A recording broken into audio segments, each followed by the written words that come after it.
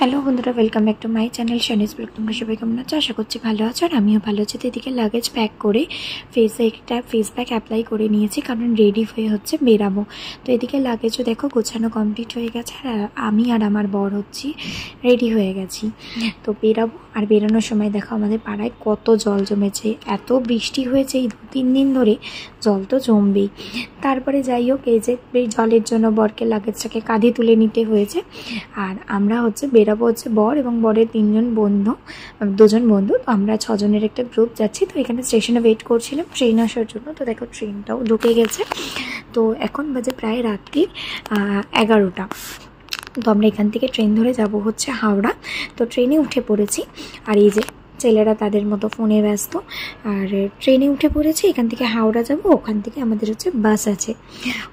Sorry বলতেই তো ভুলে গেছি কোথায় যাচ্ছি হচ্ছে দীঘা। আমরা সবাই মিলে গ্রুপে দীঘা যাচ্ছি। তো এখানে হাওড়া স্টেশনে অনেকক্ষণ ওয়েট করছিলাম, কারণ আমাদের বাস ছিল হচ্ছে 12:45-এ, আর আমরা অলমোস্ট 11:10-15-এর মধ্যে চলে এসেছিলাম। তো এইদিকে দেখো আমাদের বাসও চলে এসেছে, আর আমরা উঠেও পড়েছি। তো কি মজা, ফাইনালি বেরোতে পারছি। আর এদিকে বাসে উঠে হচ্ছে এই যে সবাই পরপর সিট নিয়েছিলাম, তো বসেও পড়েছি। তো যেহেতু নাইট বাস, একটু কিছুক্ষণ আনন্দ করে তারপরে খেয়ে দিয়ে চপ করে ঘুমিয়ে পড়বো। তো এই যে ঘুম থেকে উঠেই দেখলাম আমরা পৌঁছে গেছি দীঘা। কি মজা!